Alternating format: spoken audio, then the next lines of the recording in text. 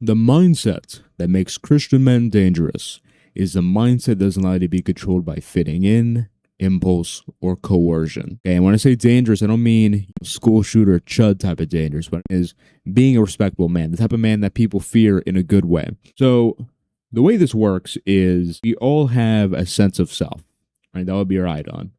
In traditional psychology, we call it an ego, right? This is our sense of self. This is how we organize our psyches. This is our concept of who we are. Now, part of that is our own image of God. Now, everyone, even if they don't confess belief in God, they have some image of God. Ultimately, your image of God is whatever you put highest in your own mind, right? So for feminists, it'll be feminism. For vegans, it'll be veganism, so on and so forth. Now, the core premise of this video is that when your image of God drifts away from the true God, right? Father, Son, and Holy Ghost, what happens is that you begin making other things your God. And these other things that men especially tend to make their image of God lead to them being easy to control. It leads to them degrading themselves, which is the opposite of being dangerous, right? And they become very docile and you become a shell of yourself. Nothing broke there, thankfully. So I don't know if you were able to hear that because this mic usually only catches audio from this way. But in any case, okay, let's go over these examples. So women have been used to weaken men over all of history.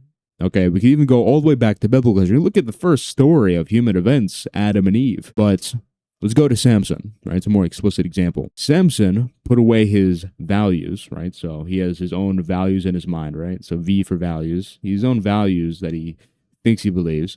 But Delilah comes along, who was sent to essentially become this seductive figure in his own mind, surplacing his image of God. And realize this is not, he didn't consciously say, Delilah is not my image of God. It's more of an unconscious process, okay? When you lack self-awareness and whatnot, and this video alone will help you realize what's actually going on a lot of the time when this stuff happens to you. When you see this happen, right, for at least a brief moment, woman, in this case, Delilah, D for Delilah, has become his image of God. So when it comes time for Delilah to do something, or for them to do something together that he knows they probably shouldn't do, he goes ahead and does it because the image of God replaces values, right?